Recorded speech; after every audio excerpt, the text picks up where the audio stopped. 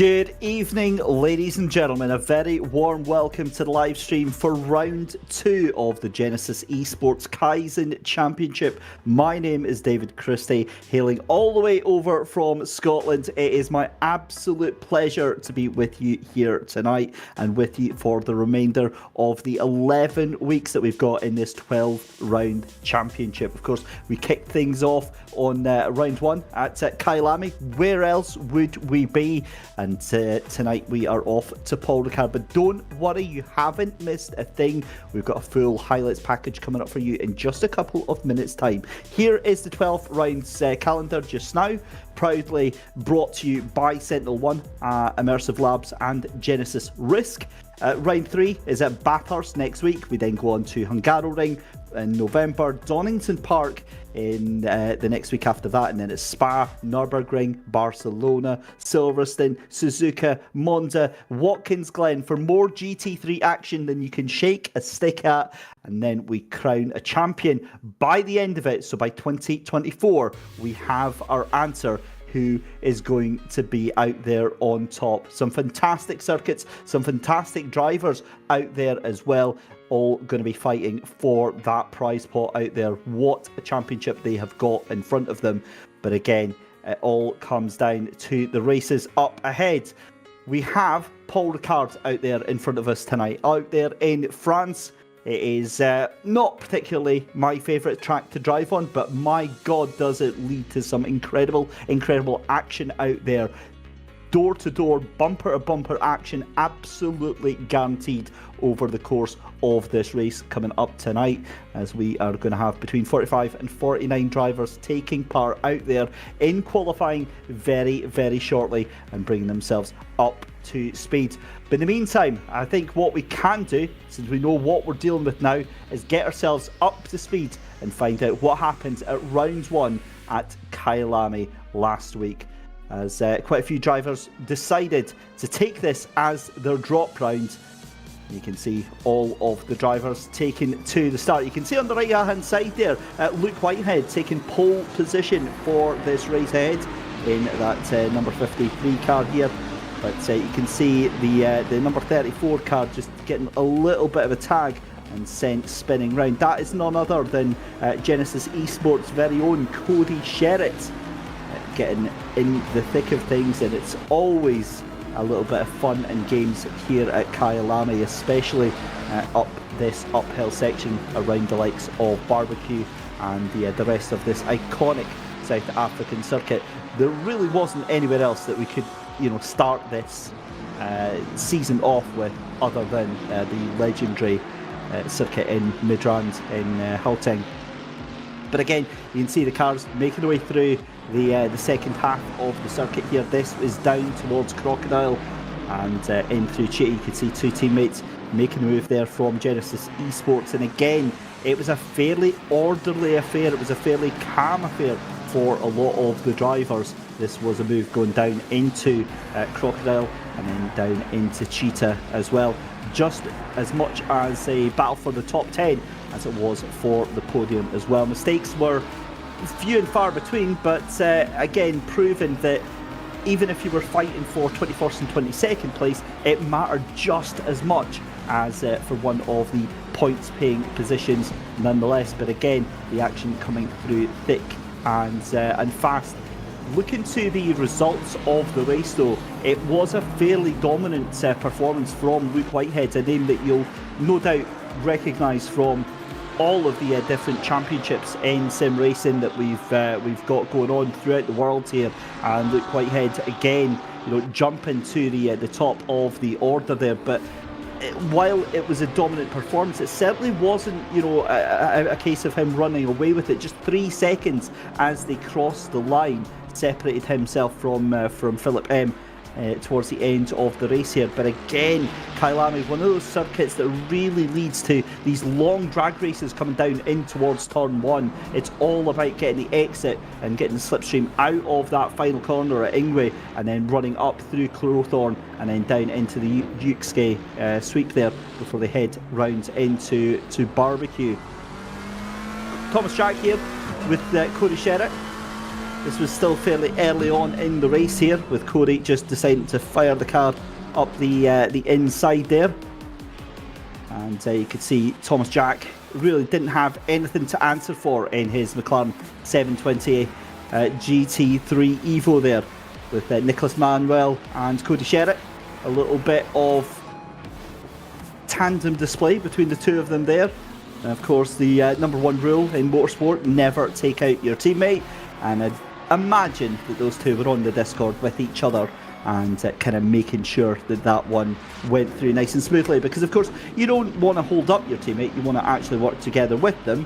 However, we saw here the 21, the number 8 car marked as the 33 here, that was actually Charles Darden and Henry Mayer for position as well, a little bit later on in the race as well. That was lap 21 that happened on. But again, as the laps scrolled down, and we did end up doing 36 laps in this race here, there was action all through the field. It was great to see as well. Is that 1, 2, 3, 4, 5 South Africans actually finishing in that top 10 as well. So great to see that this championship did exactly what it's intended to do, is nurture homegrown talent, foster it in amongst some of the best in racing talent around the world, and make sure everyone has a level playing field. And that's exactly what happened here last week here at Kyalami, watching Daniel Dimitos, Preto and Fleming Bauer going through the kink down into turn 1 there. But again, it's all about that exit from that final corner, and again that bump draft almost causing problems there with the Porsche just in front of Fleming Bauer, with Daniel Dimitos, Preto making a move up the inside in that Lamborghini Huracan GT3.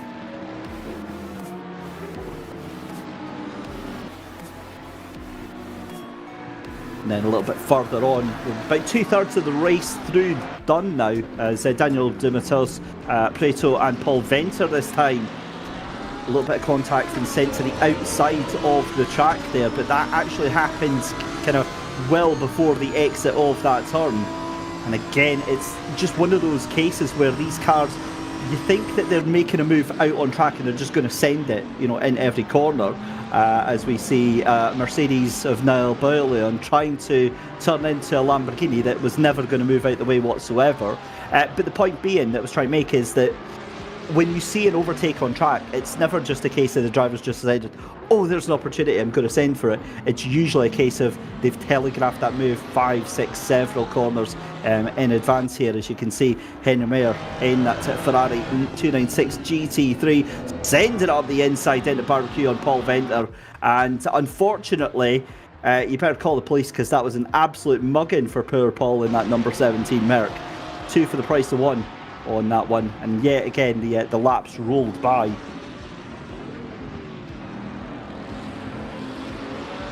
Charles Darden sliding it up the inside of the ailing Fleming Bauer in that Porsche 992 GT3R. That's going to be something to watch for tonight. What we've seen with the Porsches through other championships, through other races, is that they're very, very fast for the first half of the race. They're fast for the first sort of 45 minutes. But then the tyre wear does end up having a big toll throughout the remainder of the race here.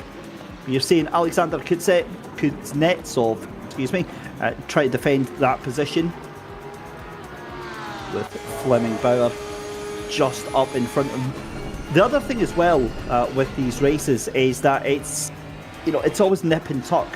If you go for a move, if you go for any sort of overtake, if you get that wrong, if you make a mistake whatsoever, well, I love the fact that just literally proved my point. Right, I mean, it's almost as if I'd seen this before. I swear to goodness I've not, but that's exactly what we saw there with that Porsche, is the fact that if you get it wrong while trying to make an overtake or try to defend, you're going to have a list of cars just eager to try and get past you at a very quick rate of knots. Either way though, again, moves left, right and centre. You saw Cody Sherritt there making a move. This is Niall Bullion trying desperately to defend from Ronaldo Bursma in that Genisus Esports machine. But again, like candy from baby, right round the outside of Ingwe to start another lap. And at this point, this was the closing stages of the race. There was only 5 laps left to go at this point. There's more teammate on teammate action here. Daniel de Mateus Preto in the number 26 Lamborghini Huracan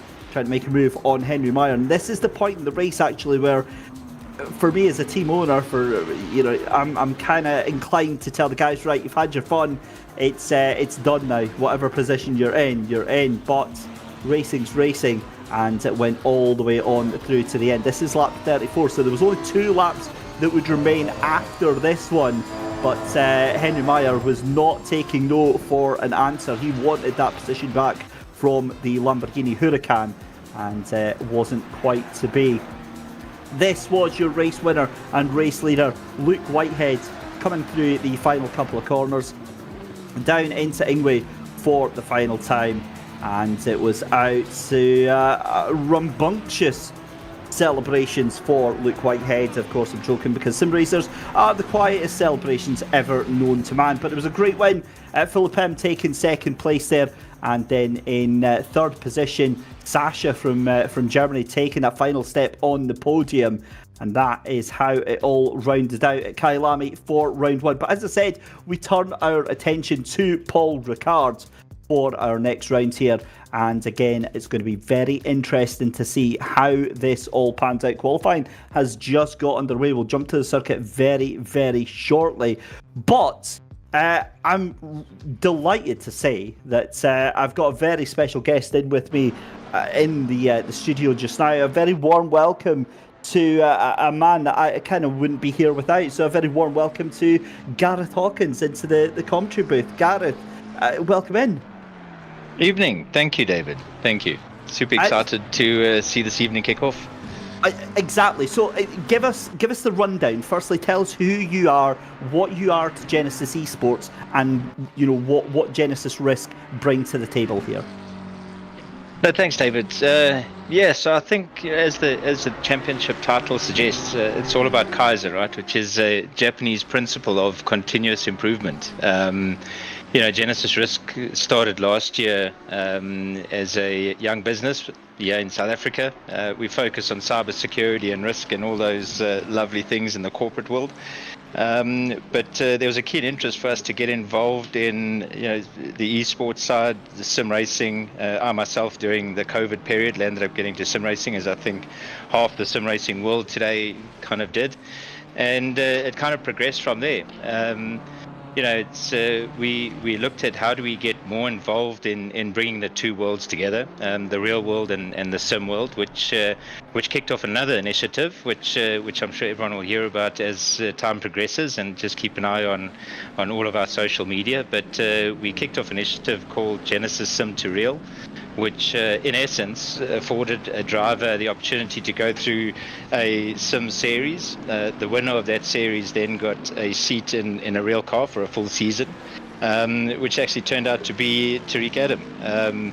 So as we started building up a relationship and a friendship during that period, we started talking about how do we kind of take this further, and how do we create an esports development kind of team and program, and also take that to the international stage. I think everyone knows that SRO is probably the most competitive in terms of GT3 racing in the sim world. So we decided, well, how's about putting a team together? And that expanded into then getting some additional drivers in, and also getting them up to the point where they can compete on the international stage. And that's kind of how the Kaizen Championship came about. It's literally about bringing drivers in, getting them up to a skill level where they can go and race in any kind of international championship that with the best out there. And I must say, super stoked that to have the kind of drivers that we have got in this championship. It's humbling. It's really humbling, and super stoked to be here. And thank you to yourself and the rest of the production team, Daniel Costello on the back end, pulling all the strings and making sure that everything is looking stunning as it is. And so that's kind of where we are. We early stages of trying to build something great out of sunny South Africa, which I believe you're going to be moving to soon, right? You're also moving away from Europe. Very soon. Very soon. Can't come soon enough because it's like, what, pouring rain and 4 degrees out here. Going to what you were saying there, Gareth, though, because as someone who's been in the sim racing world for around about 20 years now, very, very old man that I am, back in the days of like LFS, and I couldn't have imagined that it would grow to what it is now, which is something that I've said, almost ad nauseum. But it's so refreshing to see such lofty ambitions that you have and the entire team at Genisus Esports, and with the academy team as well, and you've got your Genisus Sim to Real project with that. I mean, was that always where that's like when you started off with this? Did you always have those sort of big dreams for that, or did they just get bigger and bigger? And if so, where do you think this could end up? Yeah, so I mean, it did kind of grow over time, and like I said, I mean, we kind of a year into this now in the esports space. Well, in terms of the esports club, and I think it also, like I said, we're kind of bringing two worlds together here, and ultimately the ambition is to kind of develop a program which is the Genisus Cyber Valley concept or project, which we can actually bring individuals within the cyberspace or IT space into the fray, where they can choose which discipline they want to go into, whether it be DevOps, whether it be cybersecurity, risk, assurance, whatever it is, but also go through kind of a development program from basic level up to whatever it is, to the point where they can actually go out into the market and deliver services. And for us, the main passion is for us to be able to deliver services into the region, so across EMEA, whether it be the US, Asia. The main thing is that, with and also coming from the COVID times, everyone's realized that working remotely kind of works. So we want to be able to build something up that stands for something globally and not just here within sunny South Africa. And I think it's been a great journey, and I think it's still going to keep growing exponentially as time goes on, and actually overwhelmed with the kind of support that we've had, I'd say, in this last year. So just looking forward to the future. That's for sure. And then finally, while we've got qualifying on, we've probably got another here, but I just wanted a little bit more information about the Sim to Real project that you were telling me about. Obviously, Tariq won it this year, and I can only imagine how amazing an opportunity that must be for Tariq to have had. But what inspired you to make that jump, or help a driver make that jump between the sim racing world and the real world? Well, I think any sim driver would love to jump into a real car and have a crack at it. And I think the whole principle of it was to give someone an opportunity to grow. And I think Tariq's season has been an absolute success story. If I look at from the first day when we had the assessments at Swartkorps here in Pretoria, through to his last race. I mean, in essence, on the last race day, he landed up getting second position overall for the day. And if we look at it from the start of the season, when he got into the car, he wasn't too far off the pack, but he was at the back of the pack. Come mid-season, he was fighting in the middle of the pack, and closer to the end of the season, he was fighting for podium. And you can't ask for more than that, right? I mean, and we want to replicate that, as time goes on. And when you're talking about having ambitions, I mean, ultimately, if we get the right kind of backing behind us, we'd ideally like to have a national championship. And in order to do that, we basically need 6 cars on the grid. So as time progresses, I mean, we're going to continue working towards that. I mean, how beautiful wouldn't it be to have a real racing season or championship where the top 3 of that championship automatically go through to the next season, and the bottom 3 drop out for the top 3 of the sim series, and coming in, and you basically rotate. So I mean, motorsport, in the real world, especially here in South Africa, from what I understand, because I wasn't too involved prior to doing all of this sim racing and the sim to real stuff, but we can definitely, even over this last year, we can see a lot more interest, from even the manufacturers, whether that be Toyota, whether that be BMW, and the rest of them, VW. They all have these kind of academy and development programs where they're bringing drivers in and letting them have a proper go at it. So, for us to be part of this is something special, to be honest. And the more we can move forward and grow in this space, I think we're not just contributing towards the sim world or the real racing world. It's kind of contributing to the passion that all motorheads out there kind of share. So that's where we'd like to go. Is no matter what we do, whether it be in the corporate world, whether it be in the esports world, is to give those an opportunity that have that hunger, that have that Kaizen at heart, where they continually want to improve in some shape or form. Yeah. And it seems like we've hit it on the head. So yeah, just super excited. Let me tell you, I can't believe what success we've had in this space up until now, and I can't imagine where it's going to go to. We're just going to forge forward and keep growing with it. Well, listen, Gareth, thank you so much for your time. Lofty ideas, blue sky thinking, and I'm so privileged to be part of this. So thank you so much. We'll try and get a chat with you through the rest of the race, but for just now, thank you very much. Fantastic. Good luck, David, and have fun. Thank you very much. Gareth Hawkins then there from Genisus Esports and from Genisus Risk. And if you want to get more information, head over to genisisextreme.com. That's genisisextreme.com. Right, qualifying is underway, as you have no doubt been aware, and maybe you shouldn't be surprised, but sometimes things do happen. Luke Whitehead at the top of the timing screens, then George Boothby in second position. A lot of drivers deciding that is enough. Cody Sherritt decides that as well. There is George Boothby. What is that livery? That is,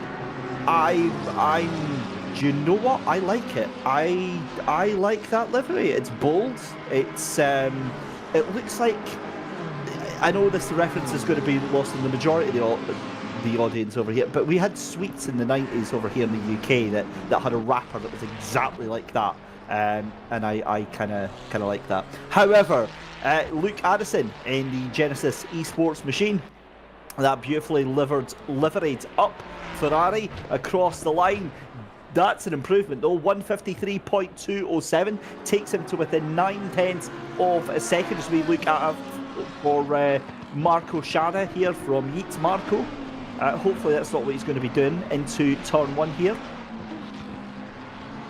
But just coming through the right-hander, this long looping right-hander then. This is on towards the backstretch, that long backstretch here at Paul Ricard. And we were going to jump on board with Luke Whitehead there, but unfortunately he's decided to scrap it. He's popped into the pit lane, 8 seconds left in qualifying. What can Philip Menier do in the Visceral Esports machine? He's got across the line, starting another lap, so surely this is going to be a fast lap then for Philip here in the Visceral Esports machine, then through into Virage de la Tour, then that long right-hander here at the fantastic 3.6 mile circuit. Down onto the brakes then through into Virage de Bendor.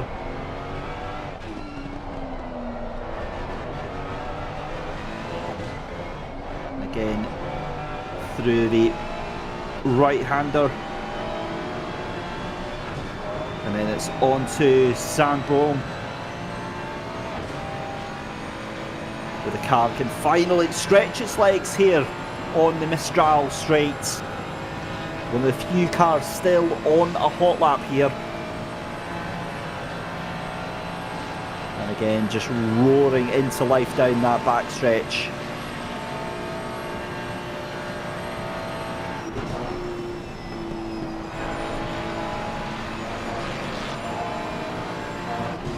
Going a little bit wide down at Curb de Sound. Through into this double apexed Bousset corner. Then it's into a left-hander at Bodor. Into Coeur de Garablan. With just 2 corners left to go, excuse me. into Virage de la Tour. The car slides out of the back there. That Ferrari really struggling to get any sort of grip here through Virage de Pont. What can Philippe Menard do in that number 39 Ferrari? He comes across line currently 0.6 of a second. He improves, but just by 0.02 of a second there. So Luke Whitehead getting pole position ahead of George Boothby, half a second in it. That is a tall order to undo. And at this early stage of the championship, Luke Whitehead setting his name on top of that championship so far.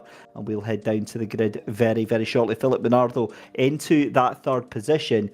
And then it's Tariq Adam, the man himself, winner of the 2023 Sim to Real Genesis Championship.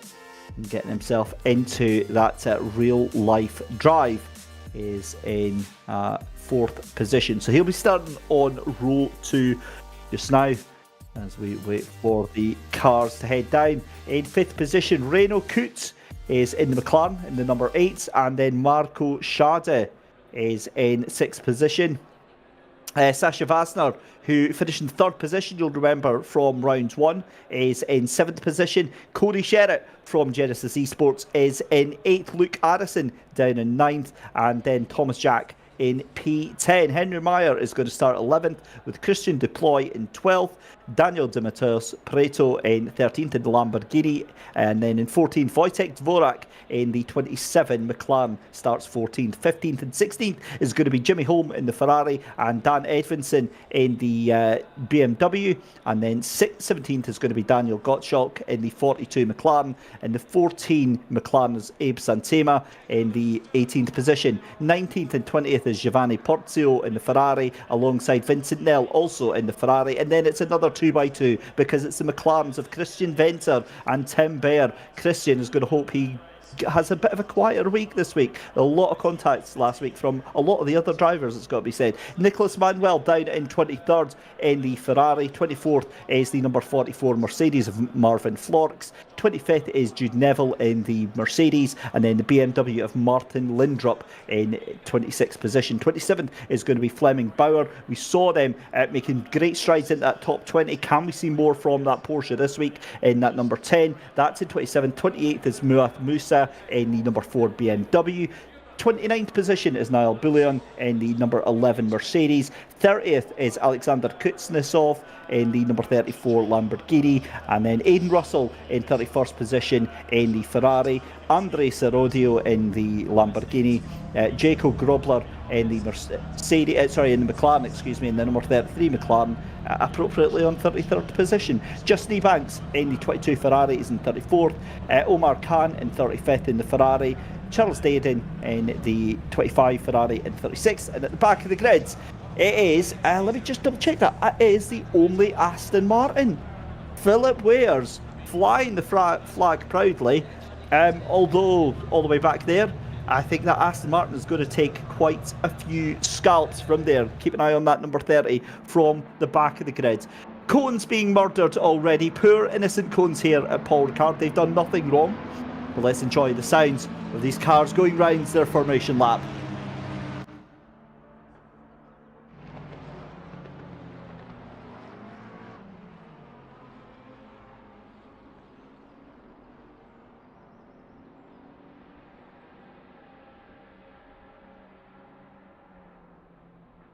So there we go, you can see the track cutting firmly in that view, that beautiful drone shot cutting away as Luke Whitehead brings the cars around towards that Mistral straight here, and again just getting an idea of the preparation of the work that needs to go into these drivers and these cars as they come around for this 1 hour race, a 60-minute race here at Paul Ricard.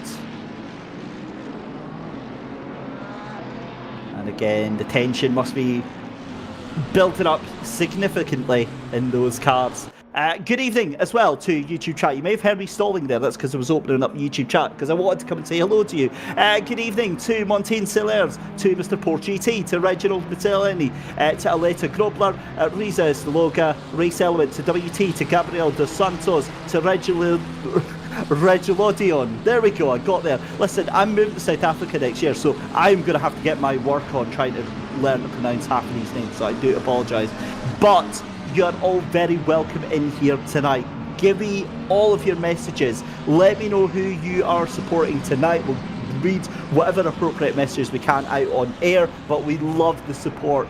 Share that link to all your friends, everyone that you think would be interested in this amazing championship. Right, that's enough bluff and bluster because they've done the back of the Mistral straight. Luke Whitehead in that Lamborghini leads the cars around. George Boothby is going to be side by side with them, and my instinct tell me that Lambo is going to have a little bit of problems in the first 5 minutes of this race. And just a little bit of a hunch from what I've seen with other things. I think that the McLarens are going to have a good start, so possibly look out for Boothby, for Tariq Adam, and for Coots down there in 5th position.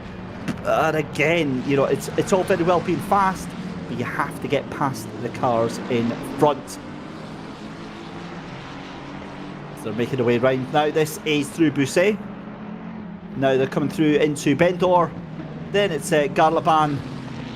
2 corners left to go. Have you got your popcorn, ladies and gentlemen? Have you got all your snackies? Have you got all your buri ready to go? Because I actually do have some by my side, so let's get ready to go, because round 2 is ready to go here of the Genisus Esports Kaizen Championship, promoting constant growth, constant learning, and constant opportunities for self-improvement. That's what it's all about. Let's see if those drivers can seize that opportunity with both hands. Luke Whitehead, George Boothby going to drive all of these cars up to the line here. 60 minutes. This is going to be a spicy race. Hold your breath, everybody.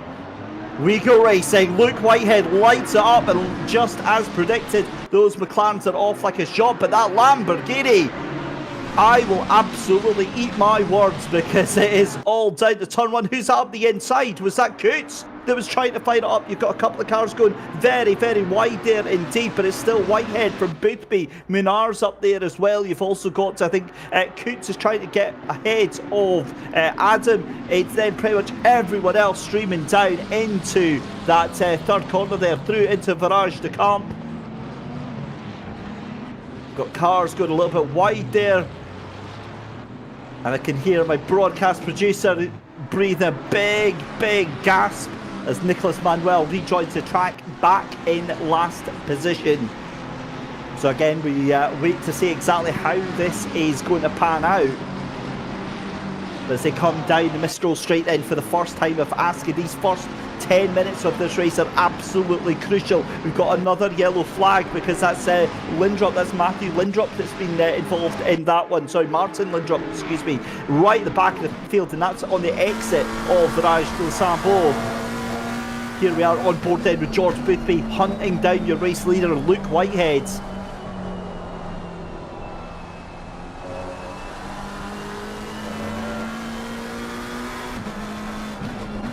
Brandon shout out, let's go Team LNR. We'll keep an eye out for them, but again, just coming through this double right-hander here.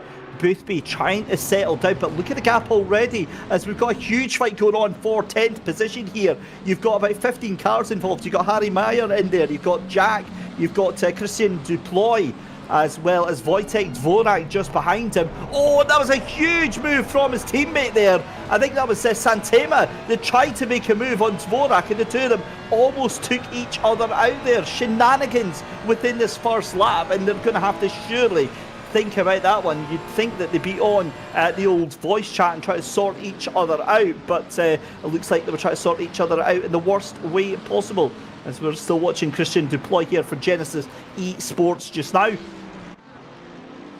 As Well, you hate to say he told you so, but Wojtek Dvorak getting a little bit overly aggressive in this early stage of the race there for Thomas Enga Engineering. A little bit of contact there. Daniel De Matos Preto forced wide, and that's going to be the Merc up the inside there of Florks. So Florks takes that 17th position. And Marvin Florks will say thank you very much, but have a look, that Lamborghini fancies getting that position back, but it's a case of when and where that Lamborghini is going to be taking that back. Honestly, you'd be forgiven for thinking that this was a 5, 10, 15 minute sprint race here, because this is absolutely nuts. Daniel De Matos Preto slides it straight back in, takes that position, and just...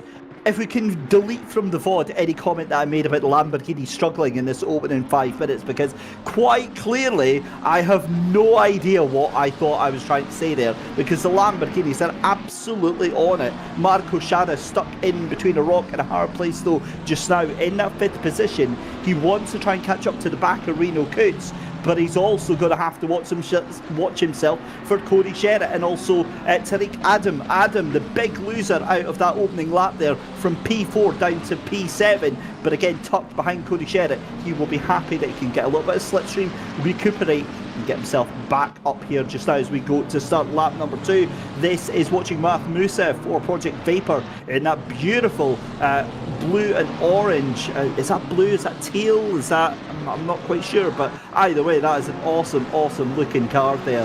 And Musa coming down the start-finish straight there.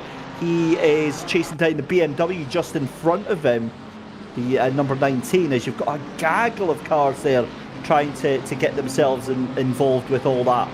He's trying to chase down Dan Edvinson in that green BMW just in front of him. But again, it's the point being, you can catch up to the car in front, but it's a completely different point getting past. Now, I've also just noticed that a tail ender, a straggler if you will, Jude Neville in the 13 car, he's on his own in the middle of nowhere, so God knows what's happened to him out there. But 55 minutes left to go in this race as Dan Edvinson goes very wide coming through the twisty, turny part of the course is the first half of that. That's through Virage de la Hotel and then into Virage de Camp. As we see a little bit of defensive driving already there. This is a battle for 4th, 5th, 6th and 7th just now. You've got Coots, you've got Marco Schada up there, Tariq Adam trying to defend from Luke Addison, not Adamson. And then just behind them you've got the 38 Mercedes as well in there of Sasha Vassner, your P3 finisher from last week at Kyalami. What an incredible start to this race here. Absolutely nail-biting stuff. We've got a yellow flag out for the 31 car. That's Daniel De Matos Preto, who is decided to slide all the way backwards. You've also got another yellow flag there. That's the 34 now that brings out the yellow flag. That's got going again. So I just, honestly, this is on the edge of your seat stuff. That was Alexander Kuznetsov that was involved in that brief yellow flag there. Right, so let's try and calm down and take a breath, shall we? Because this is all getting a little bit hectic, and none of us are going to last the 60 minutes if this is how it all transpires just now. Christian Deploy on the back of Harry Mayer in the 11th position car just now. He's under attack from Santema. Abe Santema in that number 14 car, trying to catch up to the back of the Genisus Esports car, but momentum such a huge factor in this race already. I mean, we're barely 10 minutes into the race here, and Luke Whitehead out in front ahead of George Boothby by over a second. That gap now 1.1 seconds, so broken any hint of a toe that there was going to be for George Boothby. That is kind of done. It's going to have to require either a mistake or a lapse in strategy, because remember, you can see to the right of the drivers' names and numbers, you can see an orange one. That depicts that the drivers have to take a mandatory pit stop in this championship. Back on board though, or rather watching over Rhino Coots, trying to catch on to the back of Marco Schada here, but he better make sure that works, because look at Cody Sherritt poised in the background like a blockhead, just waiting He's absolutely pinned to the back of that one. Although I guess you could, it's not exactly a great analogy, is it? Because a balk is like the most harmless little thing that you ever could have. But either way, that's not exactly what is happening there with Cody Sherritt, because he is just primed ready to go in that thing. So is Ricard. The thing is, at this early stage in the race, they would be very, very well advised to kind of just work together with Marco Sherritt and Coots to try and catch up to the back of Menard. They're already down by about 1.5 seconds here, and the more that they fight, the more that they're going to get dropped into not being in contention for that podium position.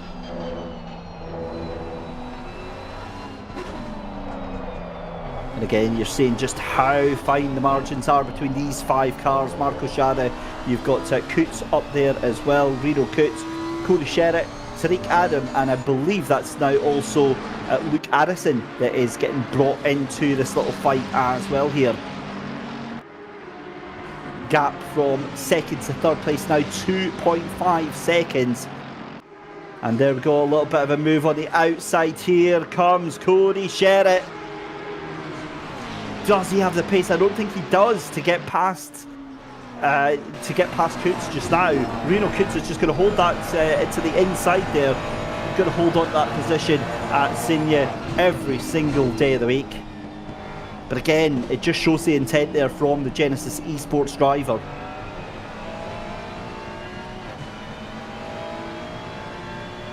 And you can see now that Coots, while he was under pressure there from Sherritt, who able to take much more speeds into that corner, it's got to be said, in that Ferrari, but it just doesn't seem to have the same drive that the McLaren has out of the corner, and that McLaren's catching right back up to the tail end there of Marco Sherritt here.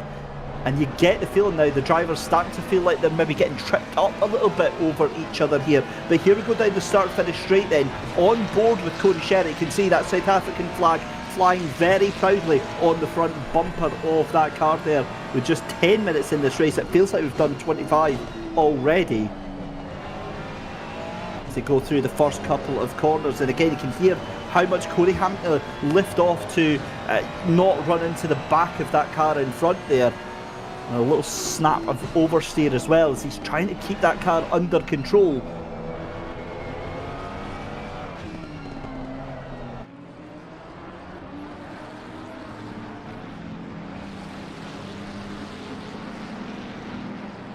So just to remember, the pit stops are within a 20-minute fixed pit stop window. So I would believe that will be from 40 minutes to 20 minutes. We'll confirm very shortly, because I'm looking through the rule book just now. But 35 points for the race win in this championship, and that is absolutely huge. We'll come back to that in a second, because it's round 2 between Cody Sherritt and that number 8 car just in front of him of Reno Coots. But has Cody done enough? Coots is going to try and fight it up the inside again, but this time they are side by side.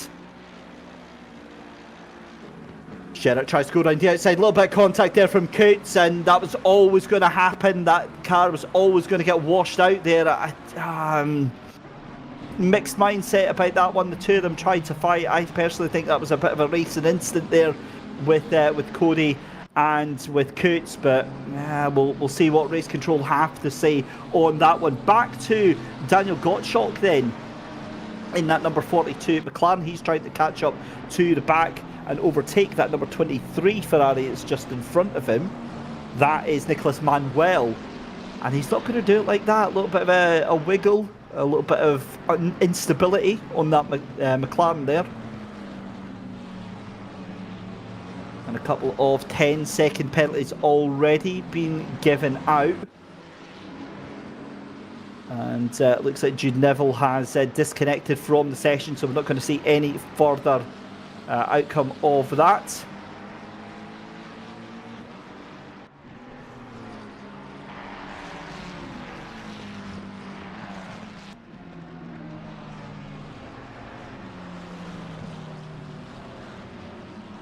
So the two penalties then was for, let's just double check here, because I want to make sure that I'm getting the right drivers that are involved in this one. So an incident between the 28 and the 34, that's Alexander Kuznetsov. and the 28, let's double check who that is. That's much further up the grid. That's in Russell in 26th position. So that is the 28, goes for the apex and collides with Alexander and causes a collision. We'll come back to that in a second, because wow, that was a huge moment there. This is getting very dicey now up there in that battle for 4th, 5th and 6th position there. Sorry, for 5th, 6th and 7th, excuse me. Tariq Adam trying to make a move around the outside there, not able to make anything happen. He drops back down to 7th position. So that means that Addison has now taken that position. Luke Addison has taken that position in the Ferrari. However, they're all still caught behind Reno Coots. We've got an accident involving the number 42 car a little bit further down. That's Daniel Gottschalk that we saw a little bit earlier on. Now, that's not surprising given that we saw that car was massively struggling for any sort of traction whatsoever. As we've done nearly a quarter of this race, confirmation then Tariq Adam shuffling down into that 7th position, and it's Genisus Esports drivers astern basically from 6th to 8th position. You've got Luke Addison, Tariq Adam and then Cody Sherritt in. I'm trying to figure out, that's what, just over a second I think it is between the three of them. So yeah, they're doing a fairly good job. I am almost convinced they're going to take each other out the way that they're driving just now though. It's wild racing that's going on there. A 10-second penalty to the number 5 has been awarded.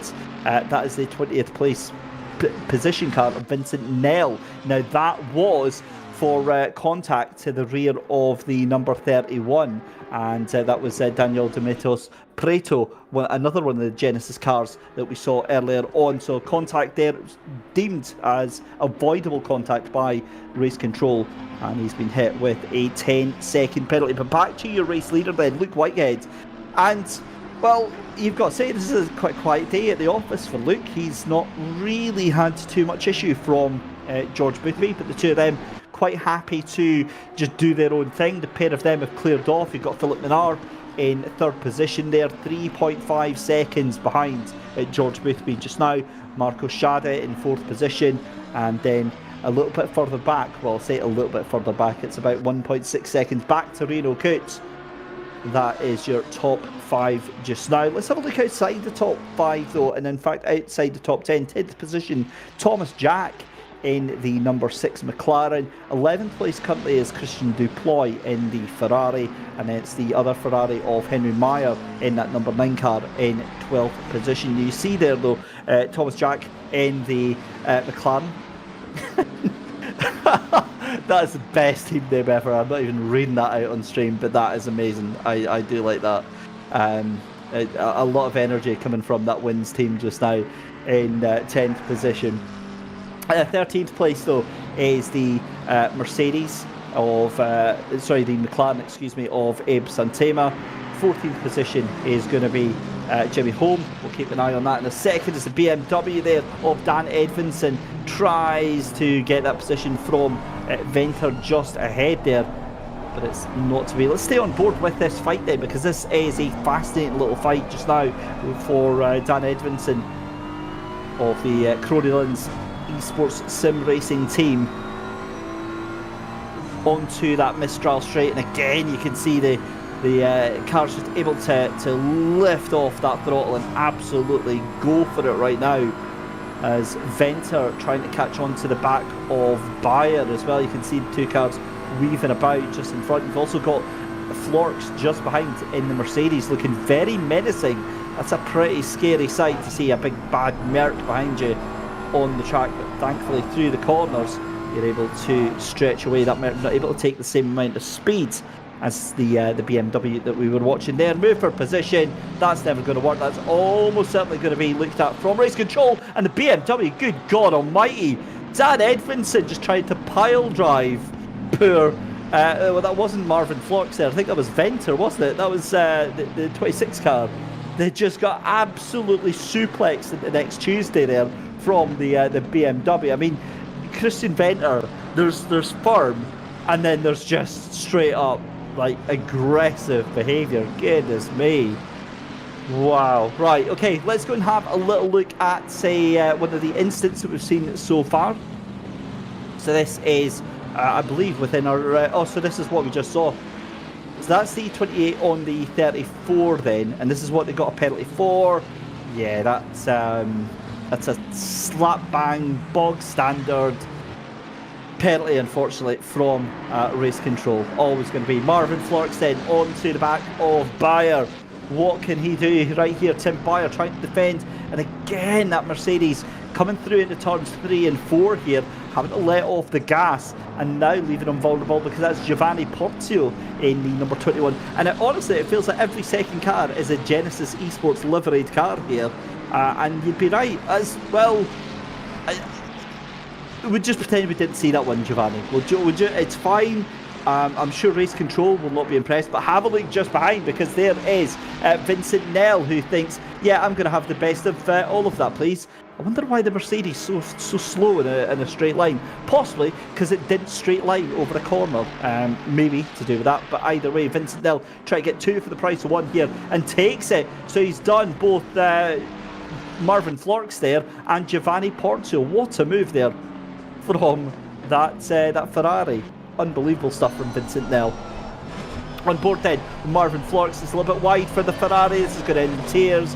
There's going to be contact between these two because the Ferrari tried to hold on to that position. Well, no, actually, the other Ferrari of Giovanni Portio pulls out of it. I thought he was going to try and send it up the inside there, but Marvin Florks in that number 44 Mercedes just kind of has to let this little battle go. He's have all that much that he can add into it. You can see him throwing that car in, but mark my words, he's only going to be able to do that for a little while, because there's contact. Manuel spins him round, and that car sat in the middle of the track. That is the 23 that was involved. That Nicholas Manuel, you saw him in the mirrors out the corner of your eye, sending it up into the inside, and well, it doesn't take a genius to see what is going to happen to race control with that one, you'd think, because that was an interesting moment. Let's have a quick replay though of another incident. This is Andrei Serodio and the number 27 that was involved in this. That is Wojtek Dvorak there, again from earlier on.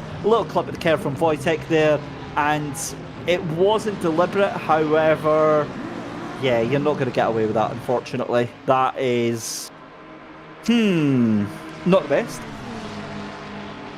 Right, so we finally find out who Team LNR are from Brandon that he was cheering on earlier. I believe, thanks to Jacques Vermeulen, that it's actually Logistical Nightmare Racing, so thank you very, very much for that one. But we're on board then with Tariq Adam, and he is trying to find off Cody Sherritt right now. What a fall from Grace Cody's had.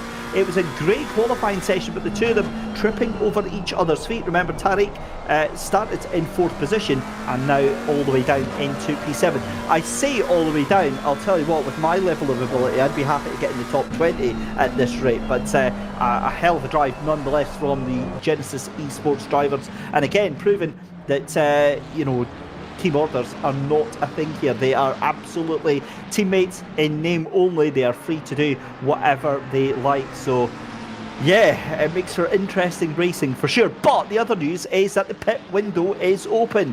Are we going to see any drivers popping in to take advantage of that early stop? I don't think they are. I think we're going to see the drivers wait for as long as they possibly can.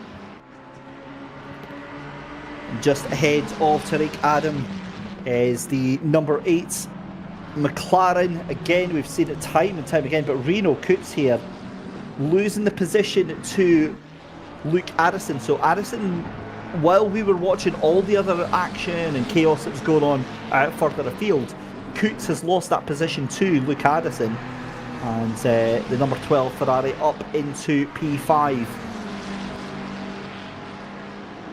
Down the Mistral Straight then for the 11th time of asking here in round 2 of the Genisus Esports Kaizen Championship here at Paul Ricard. David Christie here with you in the commentary box. Delighted to say that I'll be joined in the commentary box next week.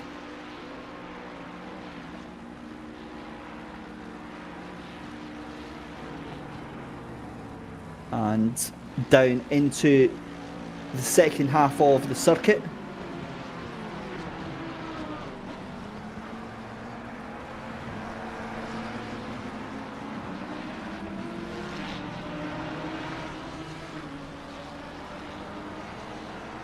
As Ricard trying to get the up and over on Cody Sherritt. Cody is not going anywhere. That car is absolutely stuck to the back bumper of that car with some sort of super glue because it's just not going anywhere right now, and you can't blame them. They're fighting for position here, 7th and 8th position. Cody has tapped out first though, I believe. Cody into pit lane. I just saw tuck it off indeed. Cody Sherritt, I believe, one of the first cars into pit lane, and confirmation then. Wojtek Dvorak, the number 27, get the 10-second penalty. That will almost certainly be for that contact earlier on, as we're seeing Reno Coots here.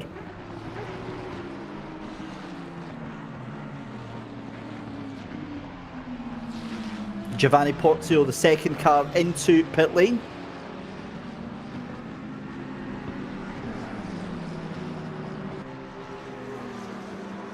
As here we go again.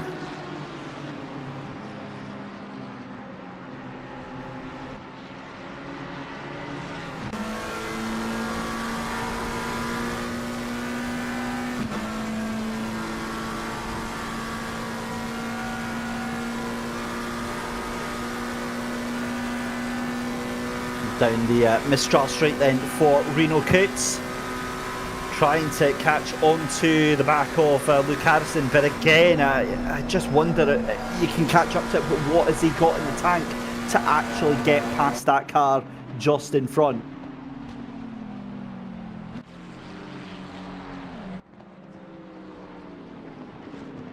Here we go, up the inside then, Christian Deploy trying to fend off that number 6 car just in front of him. That looked like a beautiful move up the inside though from Thomas Jack. Holding on to that 9th position, still holding on. And again, you've got Henry Meyer just involved in the background as well.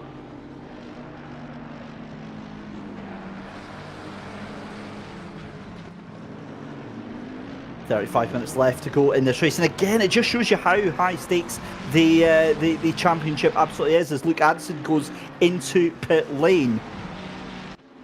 As it stands with the championship, of course, Luke Whitehead currently on top of the championship just now with that 35 points. But the other point being is that all these drivers have a drop round, so you know that gets them out of jail free essentially for whenever they have a nightmare race in this championship. If they do have a nightmare race, it gives them that option of flexibility, and a lot of drivers choosing to take that card last week by just not being able to actually compete in that first race here. And remember, it's only points up to 15th position. That's all that actually counts here. So Luke is just coming back.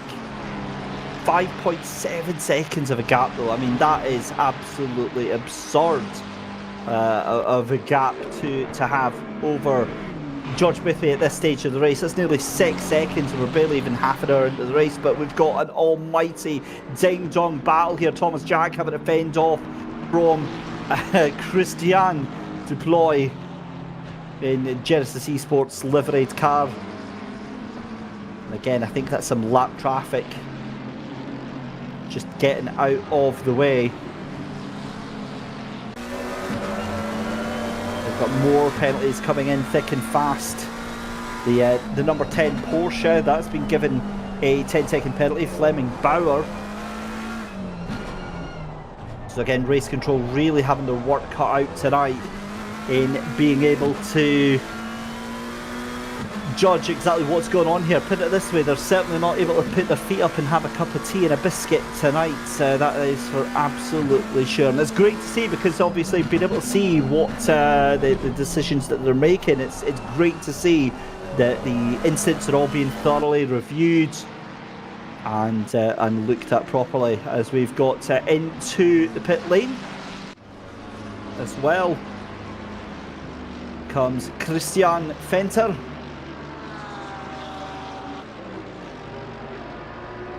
Nicholas Manuel as well for Genisus Esports into the pit lane. And again, we've got 12 minutes left to go in that pit stop window. So now we're going to start to see the strategy start to roll out. Now we're going to start to see the different game plans start to roll out. Because while it may look like first and seconds are in a very commanding position, there's still a hell of a lot of points here on offer at Paul Ricard for tonight to pass up or to let go by. As we've got Christian Deploy ahead of Thomas Jack then, so he's finally got it done, and Jack looks vulnerable, you've got to say, to Henry Meyer as well here. He's got that Ferrari sandwich going on, and he is the meat in that sandwich right now.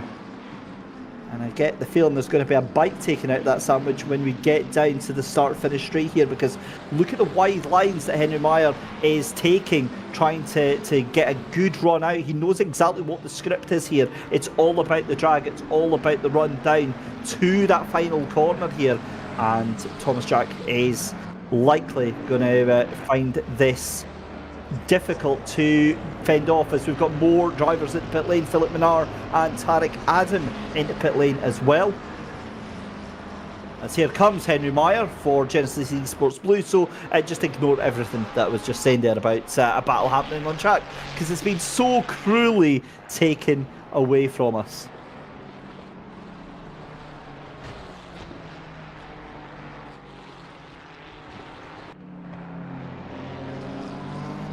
So what is going to happen with pit stops then? Because we have to look at Luke Whitehead and George Boothby, your race leaders just now. They're going to be into the pits very, very shortly. As it stands, Luke Whitehead currently on the Mistral Straight just now. But Luke Addison has been into the pits. Now, the interesting question is, him and Cody have been into the pits. Where are they going to filter out in terms of those drivers that were in front and still have not pitted yet?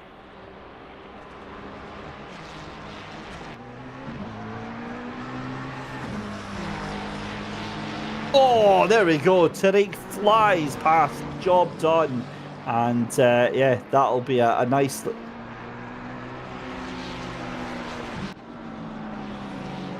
Right, sorry, I've got my my right spectacles on now. It was actually Tariq that went flying past. I do apologise. It is Tariq that did get that position from the other two there. So again, strategy just showing exactly what it is to play for there. Cody Sherritt dropping down into that backward position, that second position ahead of Henry Meyer, but again showing exactly why these pit stops do have to come in thick and fast. Back on board then with Cody Sherritt here for Genisus Esports.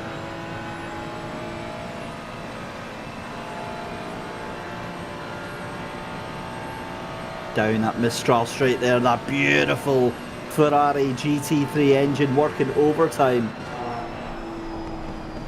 And again, he's not wanting to make the move until he knows absolutely that he's going to be able to make that work here.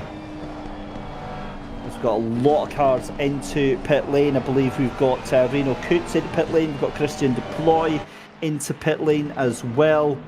Our race leader though, just coming up to the back of Manuel just now. Boothby though, I'm hearing, is into pit lane just now, so second place is into pits. Now this is going to have a very limited effect given the pace and the performance from that leading Lamborghini of Luke Whitehead. This is Dan Edwardson though from Cronyland's Esports Sim Racing.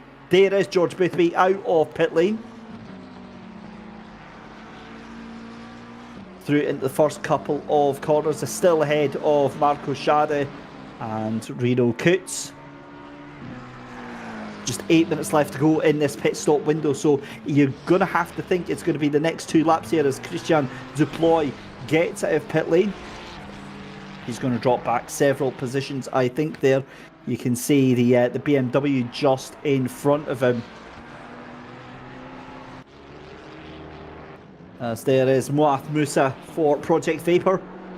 Out of pit lane, gets the job done in the number 4 BMW. Number 54, excuse me. As Luke Whitehead gets into the pit lane. Got McLaren just behind him. So your race leader then, after 33 minutes. Out on track, comes into pit stop and to do his mandatory hold. Thomas Jack, though, for Wins Racing Team, trying to catch up onto the back of that Ferrari that you can see just in the distance there, the light green Ferrari there. Jimmy Home is in 13th position, as they will all swap about once this is all said and done. As Christian Duploy, that's where he came out, so he'll come out about P13, P14.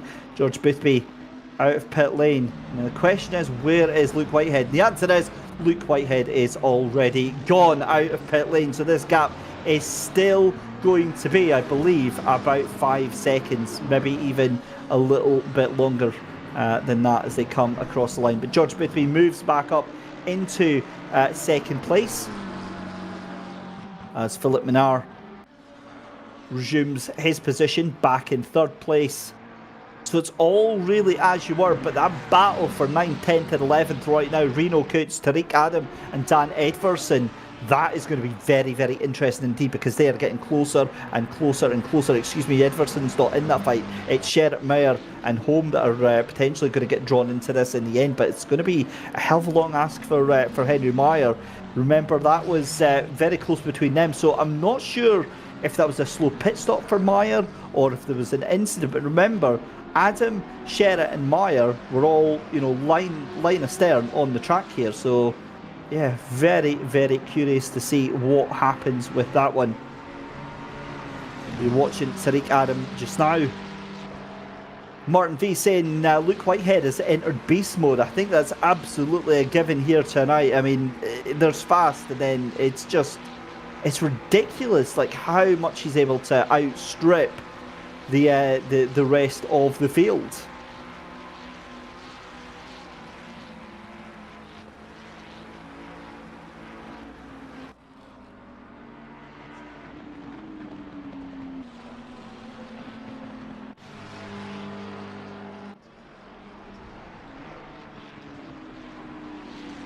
So we're watching now Christian Deploy again onto the back of Thomas Jack. This has been a fight that's been brewing for the past 10 minutes now since the pit stops came in, as there's 5 minutes left to go, and I believe that looks like everybody has indeed come in for their pit stop just now. Great overtake from Nicholas Manuel there on Musa in that number 4 BMW. So Muath Musa is going to have to get back to the drawing board in that Project Vapor machine and try and undo the damage there. But again, it's just a case of these Ferraris looking so very, very fast here indeed. Right, here we go, back to the little fights we've got here. We've got Luke Addison ahead of Tariq Adam, and it must have been a little bug with the timing screen, because now Cody Sherritt being shown here as 1.2 seconds off of this little fight here as well. So that's the drivers that we were looking at. Harry Meyer is at least 9 seconds off of this fight just now. But again, 25 minutes left to go here. And hang on a minute, how on earth is Luke Whitehead taking about 4 seconds out of George Boothby on that last lap there? That is, that's insane. So he's extended the gap before they even went into pit lane. Marvin Fox comes out of pit lane though. Okay, he's the last car to go into the pits tonight there, with 3 3/4 minutes left to go. Genisus OG saying beast mode is the default setting for Luke Whitehead. You're not going to get many arguments here, as oh, now hang on a little second here, because in 34th position Charles Darden has got a drive-through penalty. I've got a pretty good idea that is going to be an automatically assigned one for track limits. Come through the pit lane, because it's still within the pit window, so it's not been for that. So drive-through penalty for Charles Darden. This is the fight though for P5, 6 and for P6, 7 and 8, and Coots, Reno Coots has to give up that position. A hell of a drive there from Tariq Adam to get that position there. So great job there. We've got a car off in the background. That is Marco Schade. So what has happened to Marco Schara? And Thomas Jack is also off. The car in the middle of the track, that's Christian Deploy. It's all kicked off with 20 minutes left to go here, and it's all very, very topsy-turvy indeed. Suddenly, Luke Harrison might be within a shout of a podium here, but we'll wait and see as Reno Coots tries to get that position back. Not going to happen, not in your lifetime, says Luke Harrison. Tariq Adam gets that position as well. This is just all to play for just now. So something's obviously happened to Luke Harrison, because I thought I was getting mixed up between him and Tariq Adam, and it's actually Luke that got brought all the way back. Now, he was about 2 seconds ahead of this fight here. So this is now actually the battle for 4th, 5th, 6th that we're watching right now, with 7 just at the back there. Cody Sherritt, goodness me. Into pit lane though goes Marco Schara from 4th position. And I wonder, actually, was it maybe contact with Luke Harrison? That might explain why Luke dropped back a little bit there, but I'll be fascinated to find. As a penalty gets given to Christian Deploy, is that possibly connected to why Thomas Jack was facing the wrong way in the middle of the track? I don't believe in consequences. I don't believe in coincidences, ladies and gentlemen. Well, yeah, it's yeah. Let's have a look here. We'll hold our breath. Oh, not like that. That's just. You can't get away with that one. Goodness me. Right, okay, so back to the action then. Reno Coots down in 6th position. Has been overtaken by Tariq Adam now. So he has finally been taken over by Tariq Adam. He's going to try and get the position back there. Tries to get the cutback, fires it in. Beautiful move there from Reno Coots, but it's the cutback from Tariq Adam. He gets to drive out that final corner. Sensational racing between these two, Reno Coots and Tariq Adam. Just brilliant stuff. The thing is that those two fighting, they're tripping over themselves, and that means that Cody Sherritt is going to have a chance to make Reno Coots very, very vulnerable indeed. Meanwhile, Luke Harrison said, right, thanks guys, I'm just going to go back to being a million miles away from you right now, and is already 1.5 seconds up the road. What can Reno Coots do though, coming through the first couple of corners? The answer is not much. It's all going to be on the exit. Running into this Mistral straight. This is going to be absolutely crucial right now for Reno Coots. He has to time this to perfection. Get the run, get a good run through this left-hander that's coming up here. I think he's got a good run now. This could work. This could be it then for Reno Coots. He's on to the tail end. But so is Cody Sherritt. This is going to be absolutely crucial. He doesn't want to pop out his nose too early. Fires over the right hand side. Tries to go off the track. There's no room for him. He's trying to do a little bit of bump after this. Absolutely stupid.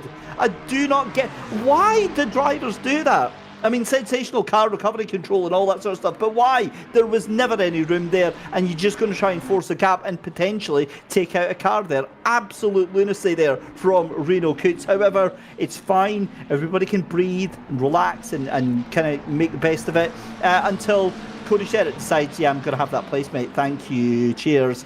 Can't quite make it happen just now, but there's no way Cody's able to drive that round the outside. I was away to say it. I've seen a lot of things here at Paul Ricard, but that is not one of them.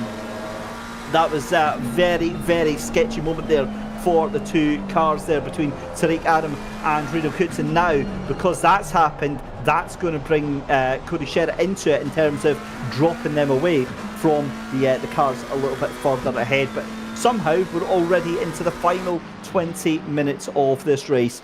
We're into the final 1/3 here of round 2 of the Genisus Esports Kaizen Championship. And my goodness me, I'm going to need to lie down in a dark room after this one. This has been absolutely intense. It really has.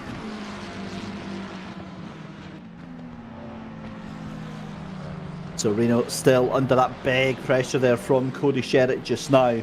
Looking outside the top 10 then, with just 18 minutes left to go at 10th position. Still Jimmy Home in that number 1 Ferrari. I'll come back to that in a second. Reno Coots taking a very wide line, and I looked at the timing screen to see where the positions are, and Reno does something absurd. This is it. This is going to be huge now because it's now the position traverse because Cody Sherritt has got the run down this Mistral straight here. What does the Ferrari have on the McLaren? They're going to be side by side coming round here. You know what happened with Uno. You know what he's going to do. You know what he's prepared to do to hold on to that 6th position. Cody Sherritt drives right round the outside of him. The pace of the Ferrari is enough to dispatch the McLaren, but that was a big sideways moment there for Tariq Adam in the McLaren just in front as Dan Edwardson is trying to make a move on Thomas Jack. I think Thomas Jack is feeling a little bit hard done by with all of the action that's happened here today. 2 cars into one. What a move. What a move by that BMW. Dan Edwardson. That was absolutely fantastic. Last of the late breakers into that right-hander there and just showing exactly how it's done through curb to scene. And yeah, that was awesome stuff. Love that. More of that, please, from the Chronolands Esports Sim Racing driver.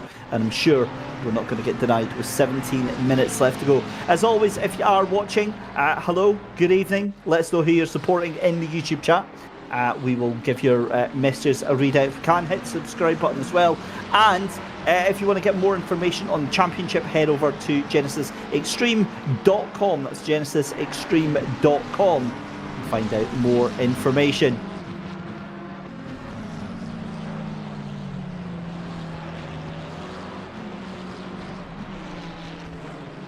Ten seconds is almost the gap then between Luke Whitehead and George Boothby at the front of the field. It's been a sensational, dominant performance.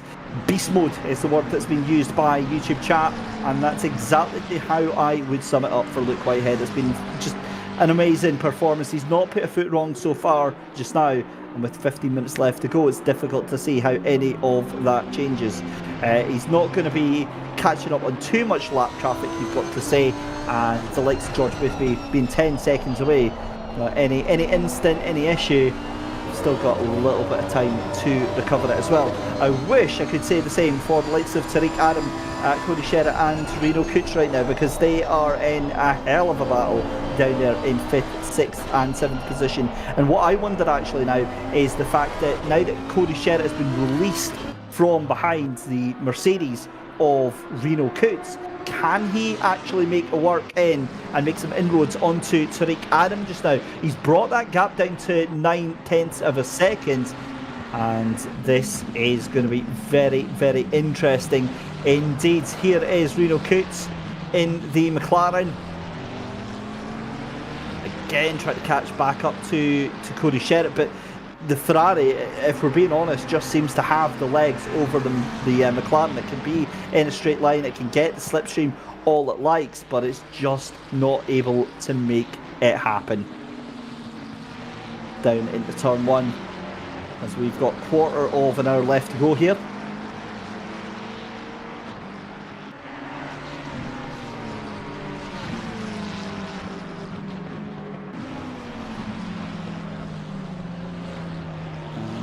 Again, it's a question of what point is enough. That's what I'd be asking myself for these drivers. We're 15 minutes away, we're going to be 10 minutes away. And again, it's a case of, for Coots here, sure, he wants to take that 6th position. I'm sure he wants to try and take 5th as well. But, at what point do you just decide, right, I'm going to take this position here?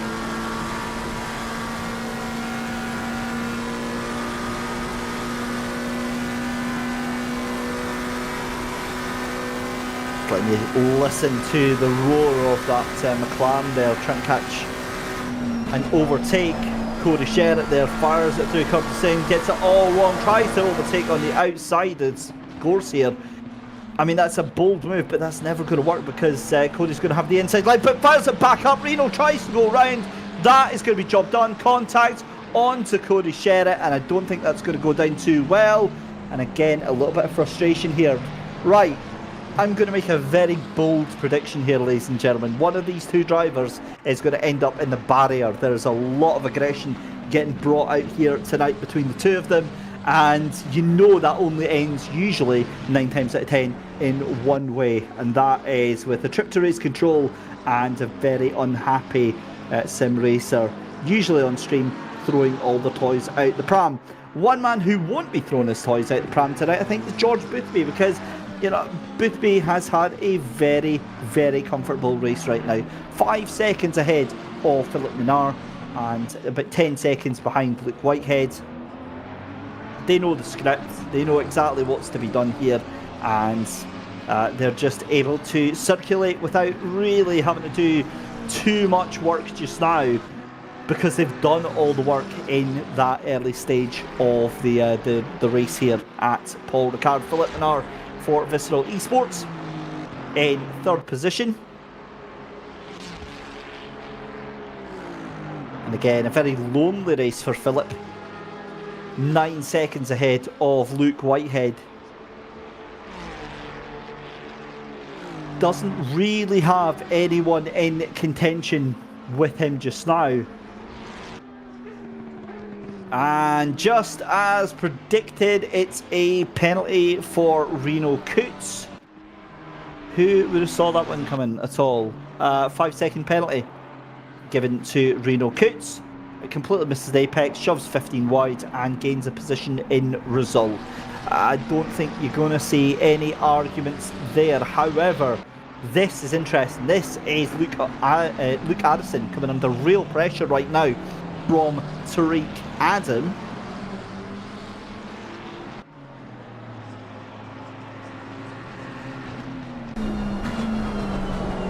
Now you would think with these two drivers being in name teammates that they're not going to do anything silly. However, this is sim racing, and as we know, silliness can occur at any stage in the proceedings, and they usually do. On board down with Tariq Adam as we go through the first set of corners here at Paul Ricard. It's a left and then a right through the Est de la Verrier on the run down to the right-hander at Virage de la Hotel.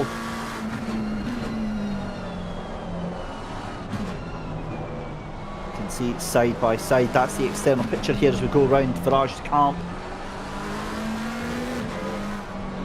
And then round the long right-hander that is Virage de la Sambo. Onto that beautiful long Mistral straight here. Now the question is, what can Tariq Adam do? What has he got left in the tank? The gap was 0.7 of a second. I think that's just a little bit outside tow range, but here we go now, starting to get a little bit of the slipstream from the car in front. It's going to be under 0.5 of a second surely as they come round. It is 0.4 of a second through into Curve de Seine.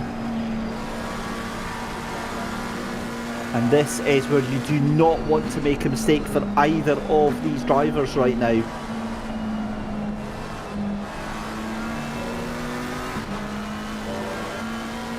Good evening to Stephen Kernick, who's saying that it looks like some good hard racing. That's exactly what it is.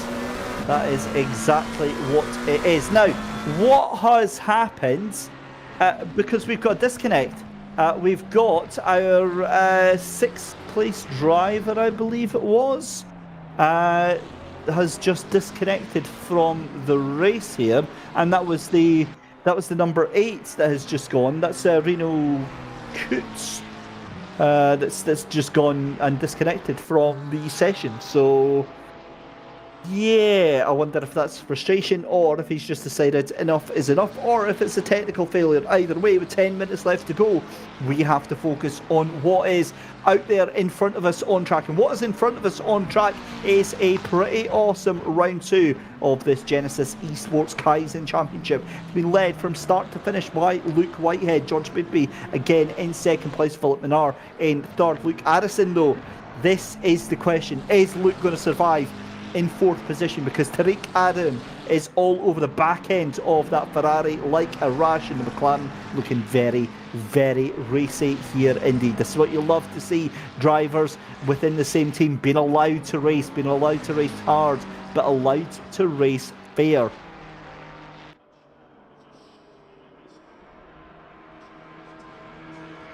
Genesis OG saying that the race stewards are having to work for their supper tonight, as That's an insane move by Tariq Adam. Gets shoved out very, very wide indeed by Luke Harrison. The pair of them drift out wide now. They're going to have to be careful because remember, this game will automatically assign drive-through penalties if it feels that you got an advantage. I don't think that Tariq got an advantage there, but again, you just never know with this game. With just 8 minutes left to go, Tariq going very wide, trying to get the cutback for a good exit on these corners here, and you get the feeling that this is going to be very, very spicy towards the end of this race. Thank you to Stephen Kernick saying props to the commentator. Yeah, I am very much taking that. I don't care. I will happily take any praise whatsoever. But with 7.5 minutes left to go, that's how the top 5 are standing just now. I don't know if it's going to stay that way for the final 7 minutes. We will wait and see. Let's go and have a look then what happened with Reno Coots, because again I just think that it's a case of enough is enough. He goes wide. Oh, I bet he's got a drive-through penalty and then has decided that he's done. Yeah, that's exactly what's happened. He's went wide. I would imagine it's given him a drive-through penalty, because that's exactly where it would have come from, going wide at Curb de Signe. And again, it could be a hardware failure, but for me, gut instinct, that's a driver that's just thrown in the towel to me, especially with the fact that he was able to straighten the car up and get it going again. Meanwhile, wow, Tariq Adam, what do you do if you're in this driver's position for Genisus Esports? Right, I'm hearing that he did have a drive-through. Do you know what, right? It's so very rare that I get anything right in commentary. Usually I just spend the hour chatting nonsense, and you know, sometimes I just out of coincidence or just out of luck I get something right, but that is exactly what it looked like, and there you go, absolutely taking that one, so thank you very much. I will not be predicting lottery numbers, however, for this weekend. What I will be predicting though is that this is going to have some undeserved consequences with Tariq Adam and Luke Harrison just now. For me, if it's 5 minutes and you've not got it, it's done. Just get to the end, boys. You know, you're on the same team. Some really good points. It'd be silly to waste this. But the chaotic anarchist in me wants to see them fight to the death. Russell Crowe gladiator style. I want to see them with swords in hands and you know, absolutely going for it, and I've got no doubt that's actually what we're about to see here. But 5 minutes left to go, and we have, if this is what the rest of the season is got in store for us, wow, we are in for an absolute treat. Remember, it's a 12 race season, and that's very, very wide there for Luke Harrison. Again, he's going to have to be careful that he doesn't fall foul of getting drive-through penalties here, because you only get 3 track limit excursion warnings on this one. But just a reminder, it is a 12 race season. We've already got race 1 in the books. This is race 2. Round 3 next week is going to be at Bathurst. Oh dear Lord, can you imagine what this is going to be like at Bathurst? I'm so glad I've got a co-commentator with me for the rest of the season, because I'm going to need some help for that one. Round 4 is going to be at Hungaroring. Round 5 is going to be at Donington Park. Round 6 is at Spa. Round 7 is at Nürburgring. Round 8 is at Barcelona. Round 9 is at Silverstone. Round 10 Suzuka. Round 11 Monza. And round 12 Watkins Glen. And that brings me back just to see what is Tariq Adam going to do here. Well, Luke Harrison has a little look through that right-hander there. Can't quite do anything. But again, the pair of them just fighting tooth and nail. Meanwhile, your race leader, what else can we possibly say about Luke Whitehead without overinflating his ego even more than it already is? I mean, what a sensational drive from Luke. And of course, I'm joking, Luke's one of the most humble drivers that you can chat to. Very, very quiet as well. But 12 seconds ahead of George Boothby right now. And Philippe Minard just kind of sitting there with nobody around him. He's got no friends right now, because he's like 7 seconds behind George Boothby. He's 9 seconds ahead of Luke Harrison, and he's just like, right, okay, I'll play by myself then, shall I? Meanwhile, all the race in action is going on behind, because Tariq Adam still locked onto the bumper here of Luke Harrison. Awesome racing here. And it has calmed down further through. I think the only other sort of close battles that we've got just now is a little bit further back, where we've got Musa, who has just been overtaken, or he's just overtaken Daniel Gottschalk just now. Gottschalk trying to get that position back. It could actually happen down this start-finish straight here, but the BMW does have a fair bit of grunt. It's not one of the fastest cars, I would have said here, but certainly doing a fantastic job here at Paul Ricard. But again, it's the oversteer, it's the snap oversteer, and those micro corrections that Gottschalk is having to do in that number 42 McLaren that's costing the most amount of time. Meanwhile, if we cut back up then to that fight with Luke Addison and Tariq Adam very shortly, that is bubbling over very nicely indeed. Going on Bordeaux with Daniel Gottschalk, because you get the feeling this is going to come ahead any second now. The two of them just separated by virtually nothing as they come onto the Mistral Straight. We're going to have another lap after this. As the 28 is in the pit lane. Aiden Russell has retired from the race.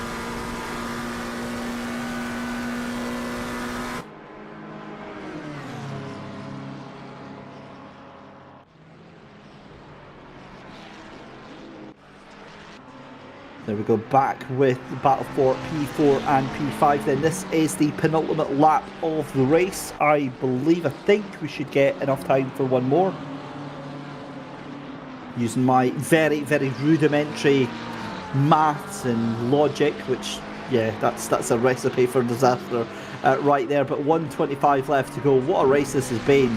And to be fair, yeah, we've had a couple of bumps and bruises, but been a very well-tempered race here, very clean race for a lot of the drivers, and I think they could leave the race with their heads held high after this outing in round 2 of the championship. It is great because this is exactly what the Kaizen Championship is meant to promote here: self-development, awareness from the drivers, that constant cycle of execute, review, plan. It just goes round and improving all the time here. However, I'm going to shut up now because Tariq Adam is closer than he's ever been on Luke Addison. Which way is he going to go? Moves to the left. Luke Addison moves to the right. That's the defensive line going into that double right-hander here. What can Tariq Adam do? That is awesome stuff from the two of them. Separated by less than 100th of a second here. The McLaren drifts out wide to that double apex right-hander here. As we start our final lap then with Luke Whitehead going across the line. This is a scintillating battle though between Tariq Adam. Has a little look up the inside there. He's on the back, moves to the right hand side. He's got the inside line here. Here comes Tariq Adam, but Addison's going to have the inside for the left-hander. Then he's going to move over for the right. Oh my goodness me, that could have worked out so differently here for Tariq Adam. Tries to get the cut out of the corner here. He'll settle down for going to get the toe of that car in front, but it's not long enough for him to be able to do anything right now. I don't believe anyway, but they're going to be side by side going into turn 1 on this final lap here. This is exactly what you want to see. Tariq Adam trying to make that move stick, but he can't do it. You've got a picture here of your race leader. What a performance from Luke Whitehead. From start to finish, done everything that he's needed to do. Absolutely faultless drive for that man. Coming down the Mistral Straight into the second half of the circuit, and again Tariq Adam still pushing this matter here for 4th position.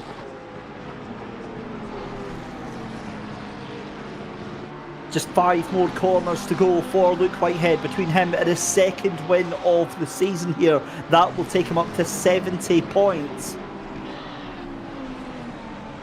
Looking at that picture though on the left hand side, Tariq Adam well into the slipstream of Luke Addison.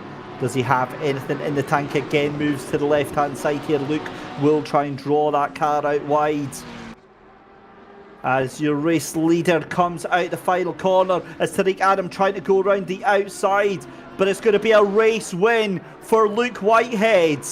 Great job for Luke there, Fantastic stuff there. George Boothby is going to have second. Philip Minnaar is going to finish in third. But here we go. This is the action we wanted to see. Tariq Adam still side by side. A little bit of a nudge, a little bit of a clip of his teammate there. Luke Addison trying to hold on to this position. Tariq Adam tries to put up the inside, but surely there's no room at the end whatsoever. Luke Addison putting the car exactly where it needed to be and holding on to that fourth position here. This is the final corner. Surely it is. It's done. It's dusted. Luke Addison's going to finish in fourth. Tariq Adam is going to finish in fifth position. Cody Sherritt finishes in sixth position. Then it's down to seventh there for Sasha Vassner. Great position there for the German driver in the 38 Mercedes. Henry Mayer is in 8th position. 9th place is going to go to Jimmy Holm. 10th position to Abe Santama. But my goodness me, what a race that has been. Giovanni Portio for Genisus Esports going to come across the line in P15, just behind Christian Venter in that 26 McLaren. And again, I think that was a very happy drive from a lot of these teams and a lot of these drivers. They move on next week to Bathurst, and we'll give it a couple of minutes before we get into the interview booth with our podium drivers. But what a sensational race, ladies and gentlemen. Are you not entertained? Are you not entertained? Because that was just awesome stuff there. Congratulations, as was said, to Luke Whitehead, taking another win. It's another second place there for George Boothby. And, well, I say another second place. That's his first second place, because he actually finished in fourth in the first round there. So that's a good amount of points there for George Boothby. And then Philip Minnaar finishing in P3, who, of course, finished in second place in that last round. But let's, without further ado, let's bring in your race winner, Luke Whitehead. That was about as difficult as a trip to the shops tonight. Good evening, David. Hope you're all well. Good evening, everyone else in the chat as well. Yeah, it was pretty perfect, to be honest. Didn't really have any problems at all. A couple of scary moments with the back markers, but yeah, it was all pretty academic. So I'm very happy with it. Obviously, I'm joking, because that does mask, Luke, a lot of the work that you've had to put in over the past couple of years to get yourself up to this position with ACC. But obviously, when you get a result like that, I mean, every win is still just as delightful as the next one. Yeah, of course. But obviously, to win by such a margin and have the pace that I did and the consistency, it's always even more positive. It just kind of adds on top. So, yeah, really lots of positives to take, especially with George finishing second, who obviously is a teammate, 1-2 for the team, which is great. But to win by 14 seconds is pretty. I'm pretty happy with it. So, yeah, there's lots of positives to take. A strong start to the season for yourself, but obviously a long season as well. Another 10 races left to go. Is there anything in the championship calendar that you're particularly looking forward to or not looking forward to at all? I mean, generally, I'm just going into it quite open-minded. Generally, you don't really know who's going to be quick at which rounds and what cars are going to be quick. Obviously, you have a general gist or a general idea, but you never really know until you get there. So I'm approaching it pretty chill, pretty open-minded, and I'll take it as it comes. And obviously, so far, that approach has worked pretty okay with 2 wins. So just got to keep going and, just continue this form forward, hopefully. Well, you're being called Giga Whitehead by YouTube chat, and I certainly wouldn't disagree with that. The whole ethos behind this Genisus Esports Kaizen Championship is that whole idea of self-improvement, of constant development. For those drivers taking part in the championship, what tips would you give them for improving in their ability and improving in their performance? I'd always just say practice. I mean, it sounds really generic and very bumper sticker wisdom here, but generally just practicing, just sticking with a car that you like, finding a car that you like, and then just sticking with it and just improving. And I mean, I'd always say don't aim for the lap time. Like, it's very easy to look at someone's lap time and go, oh, I'm a second off. Like, that's what I need to achieve. And you kind of just blindsight, tunnel vision on that lap time goal. Whereas it's better off, you're not looking at that lap time, but actually just trying to get the good technique first. Because I've always said that if you get the technique right, the lap time will come with it. So It's just taking a different approach to what you'd think initially. I find that always helps. Well, some very sage, wise advice there, Luke. Thank you very much for coming in and having a chat with us tonight. And anybody you want to say thanks to? Oh, well, thanks to everyone watching, first of all. Thanks to SLGP and obviously you guys for commentating and holding the event. It's always nice to have new events coming through. Massive thank you to Veloce and George as well for being a fantastic team in this championship. And thanks again to everyone watching. I hope you enjoyed the race. Excellent stuff. Congratulations to our round 2 race winner, Luke Whitehead, there having a chat with us. Let's have a quick chat with second place then, and George Boothby. George, welcome in. A second place, obviously much better than your round 1, a 4th, which is nothing to be sniffed at either. But again, you two just looked so good tonight.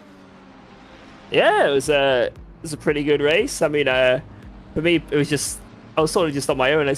I couldn't keep up with the pace of Luke, so I just sort of did my thing. I did a bit of testing to see like what works with the car, because there's a lot of this not running traction control like thing going around lately, and it's on a lot of cars. So trying it on the McLaren, seeing what works, and hopefully not spinning, but I was just making sure I just kept it on the road and doing my thing. And Paul Ricard is quite difficult, especially in these temps, and it's very easy to get a drive through here if you overstep the track limits. Just want to make sure I didn't do that, and I still somehow got really close, but no, it went good. So I'll take a P2 definitely.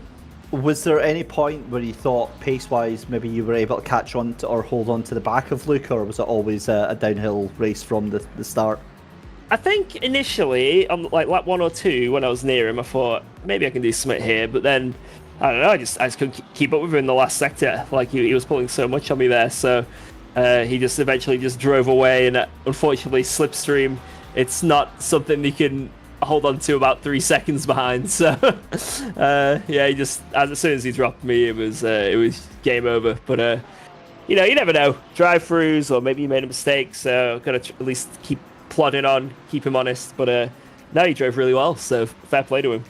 Awesome stuff. Anybody that you want to thank tonight at all?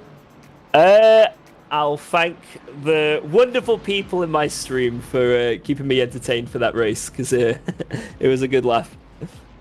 Awesome stuff. Well, listen, George, congratulations on second place. Some excellent points for you moving ahead of Bathurst, and we'll see you next week. Awesome. Thanks, guys. Cheers. So there we go, second place, George Boothby. Let's bring in Philip Minard then to round things off and have a chat with us. Third place, Philip. And firstly, you must be feeling pretty lonely, because there was nobody around you for that race. Yeah, pretty lonely race. Obviously, I had Marco behind me, but I don't know what happened, and he just vanished in the second stint. So I had a pretty smooth drive till the end. But yeah, it was a pretty lonely race. With those specific races, with those races where you've got nobody around you, do you find them easier or more difficult? For myself personally, I find them more difficult because I like to drive around other cars. But do you enjoy the sort of peace and quiet? Yeah, it's a bit more tricky because you have nothing to really chase, if that makes sense, and kind of on your own, so you just follow your own pace kind of blindly. You don't know if you're gaining or catching on yourself. And obviously, yeah, no, it absolutely does, and that's exactly where I was kind of coming from with that. But I'm just thinking from last week where Kyle Lamy, you took second place and you got that 30 points. Tonight you get third place, that's 25 points, 55 points moving into round 3 at Bathurst. That's a really good, strong position in the championship to be in. Yeah, and I wasn't really expecting a third place here. I have a really bad history with this track, and I'm pretty slow here sometimes, so I'm happy with the P3 today, and we'll see how Bathurst goes. And yeah, Bathurst next week. What's your thoughts on that? It's a tricky track. I think qualifying is pretty important on Bathurst as always. It's not an easy track to race on. So I'll definitely be focusing on quali more than race, and also surviving for the race. So yeah, we'll see. Excellent stuff. Well, listen, congratulations on the third place, Philip. Anybody that you want to thank tonight? Not much except Pranav and yeah, I would just say Pranav for the fuel calculation. If it wasn't for him, I would not know how much fuel to put for the race. So yeah, Well, I would say Pranav. I'm sure by the end of the season, Philip, we can get you lots more people to be thanking. But congratulations on third place, and we'll see you next week. All right, thanks. So there we go, Philip Minar rounding out our podium for tonight. Ladies and gentlemen, that has been round 2 here of the Genisus Esports Kaizen Championship. My name has been David Christie. It's been my absolute privilege to be part of this South African born event. Very, very much on board with what we have got going on here. As you can see, it's a packed schedule for the rest of the year. Write off all your Wednesdays because you're going to be coming back here. Next week we're off to Bathurst. We've got Hungaroring, Donington, Spa, Nürburgring. You can see all the tracks that we're going to, but we're off to Australia. We are off to Bathurst on the 25th of October, next Wednesday, same time. Huge thank you to Daniel Costello behind the scenes from Sim Sports Solutions. Huge thank you to Genius Risk for making all of this happen here to the Genisus Esports Kaizen Championship. And a huge thank you as well to you at home for watching and keeping me company, because you guys are so very, very important out there. Keep yourself nice and safe. Get it locked, get subscribing, and we will see you back here next Wednesday for more GT3 madness. Until then, take care.